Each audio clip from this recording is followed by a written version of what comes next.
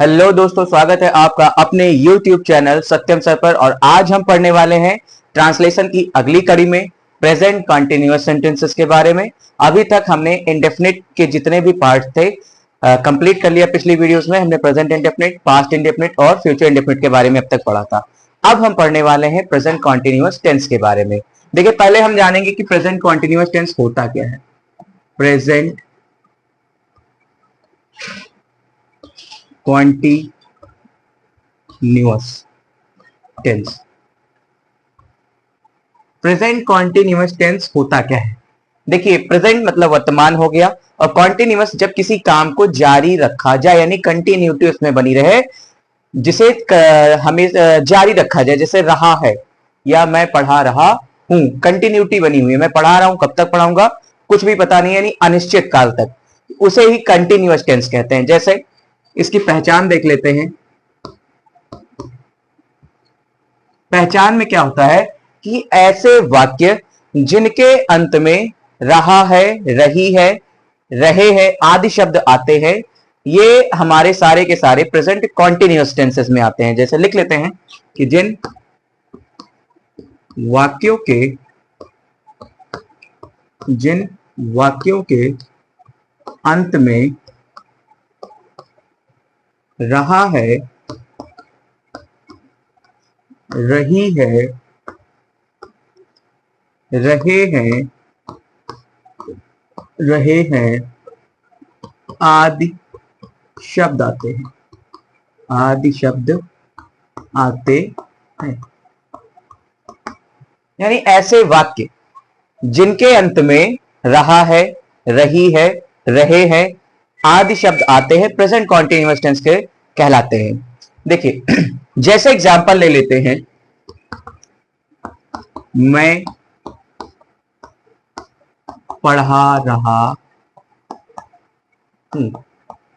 मैं पढ़ा रहा हूं, कब तक पढ़ाऊंगा नहीं पता, यानी अनिश्चित काल तक जब किसी कार्य को जारी रखा जा रहा हो तो वह सेंटेंस कंटिन्यूअस का होता है।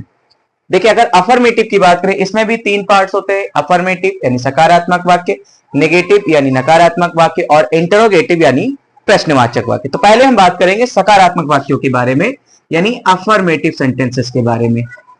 अफर्मेटिव सेंटेंसेस, अफर्मेटिव सेंटेंसेस यानी सकारात्मक वाक्य। अब सकारात्मक वाक्य में रूल देखिए क्या कहता है। रूल की बात करें,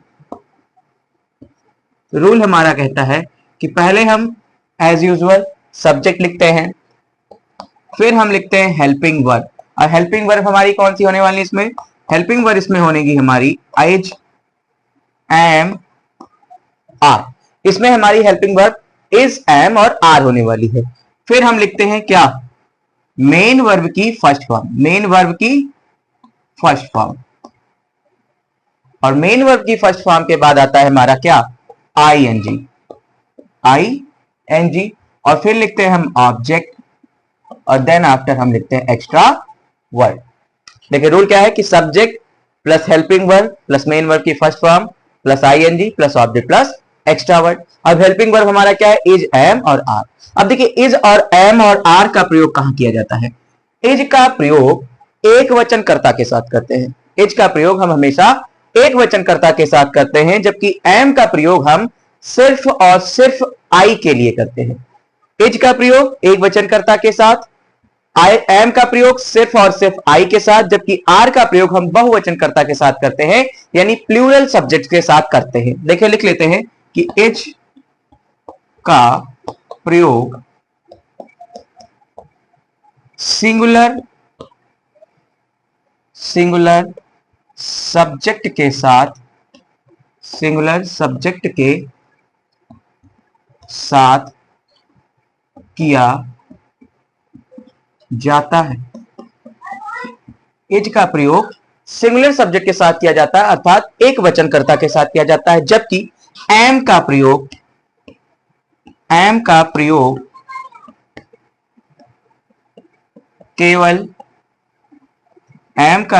केवल आई के साथ किया जाता है, आई के साथ किया जाता है। एम का प्रयोग सिर्फ और सिर्फ आई के साथ करेंगे। इज का प्रयोग एक वचन कर्ता के साथ करते हैं, जबकि आर का प्रयोग प्लूरल सब्जेक्ट्स के साथ करते हैं, प्लूरल सब्जेक्ट के साथ किया जाता है। यह हमारा रूल कहता है। अब देखिए, अगर हम एग्जाम्पल की बात करें कि कैसे सेंटेंस बनेंगे, तो हम यहां एग्जाम्पल की बात कर लेते हैं। एग्जाम्पल है जैसे रोहन पुस्तकालय में पुस्तक पढ़ रहा है। रोहन पुस्तकालय में पुस्तक पढ़ रहा है। यह हमारा एक एग्जाम्पल हुआ। अब देखिए, इसमें रोहन क्या है? हमारा सब्जेक्ट है। रोहन हमारा सब्जेक्ट है। और कैसा सब्जेक्ट है? मैंने पिछली वीडियोस में बता रखे कि जितने भी नेम्स होते हैं वो सभी के सभी सिंगुलर सब्जेक्ट के अंतर्गत आते हैं। यानी रोहन हमारा सिंगुलर सब्जेक्ट है। क्या कर रहा है? तो वो पढ़ रहा है, यानी ये हमारी मेन वर्ब है। ये हमारी मेन वर्ब है। रहा है, बता रहा है, इसके साथ हम हेल्पिंग वर्ब, सिंगुलर सब्जेक्ट है, इसलिए इज का प्रयोग करेंगे। और क्या पढ़ रहा है? पुस्तक पढ़ रहा है, तो ये हमारा ऑब्जेक्ट है। कहां पढ़ रहा है? पुस्तकालय में, तो ये हम इसको एक्स्ट्रा वर्ड में यूज करेंगे। अब ऐसे ही इसी सेंटेंस के जितने भी सब्जेक्ट हैं, हेल्पिंग वर्ब है, वर्ब है, इन सबको हम सीधे सीधे इस रूल में सेट कर देंगे। तो पहले हम क्या लिखेंगे? सब्जेक्ट। तो सब्जेक्ट हमारा रोहन है, रोहन, और रोहन सिंगुलर सब्जेक्ट है, इसलिए हम इज का प्रयोग करेंगे, रोहन इज। फिर हम लिखेंगे मेन वर्ब की फर्स्ट फॉर्म। तो मेन वर्ब हमारा है पढ़ रहा, यानी मोहन इज रीड, लेकिन क्या लगाएंगे साथ में? आईएनजी, यानी मोहन इज रीडिंग क्या? बुक। कहां पढ़ रहा है? In the library, LIBRARY। In the, Rohan is reading book in the library. Rohan पुस्तकालय में पुस्तक पढ़ रहा है। देखिए, अगर दूसरे एग्जाम्पल की बात करें आई की, जैसे एग्जाम्पल हमारा 2 है, मैं मैदान में या मैं पार्क में टहल रहा हूं। मैं पार्क में टहल रहा हूं। अब देखिए, मैं यानी आई, और आई के साथ हम हेल्पिंग वर्ब का प्रयोग करते हैं। किसके लिए? एम का प्रयोग करते हैं। तो आई एम क्या? Walking. I am walking in the park. मैं पार्क में टहल रहा हूं। तो ये हमारा था अफर्मेटिव। एक बार फिर से रिवीजन कर लेते हैं कि प्रेजेंट कॉन्टिन्यूअस टेंस वे सेंटेंस होते हैं या वे टेंस होते हैं जिनके वाक्यों के अंत में रहा है, रही है और रहे हैं आते हैं। यानी कोई भी कार्य जो अनिश्चित काल के लिए जारी रखा जा रहा है वो सारे के सारे प्रेजेंट कॉन्टिन्यूअस होते हैं। अफर्मेटिव सेंटेंसेस की बात करें तो एज यूजुअल पहले हम सब्जेक्ट को रखते हैं, फिर उसके बाद हेल्पिंग वर्ब जो हमारी होती है। जैसे प्रेजेंट कॉन्टिन्यूअस में हम हेल्पिंग वर्ब इज, एम और आर का प्रयोग करते हैं। फिर उसके बाद हम मेन वर्ब की फर्स्ट फॉर्म लाते हैं और साथ में हम आईएनजी का प्रयोग करते हैं, फिर ऑब्जेक्ट का प्रयोग करते हैं और फिर एक्स्ट्रा वर्ड।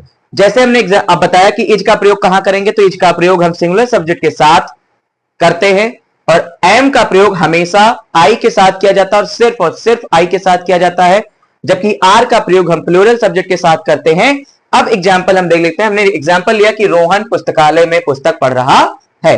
तो रोहन हमारा सिंगुलर है, सब्जेक्ट है, तो रोहन के साथ हमने इज का प्रयोग किया, Rohan is reading book in the library. दूसरा हमने एग्जाम्पल लिया मैं पार्क में टहल रहा हूं, यानी हमने लिया I am walking in the park. अगर आपको वीडियो समझ में आई हो तो चैनल को सब्सक्राइब करें, वीडियो को लाइक करें, ज्यादा से ज्यादा शेयर करें और कमेंट करें। Thank you.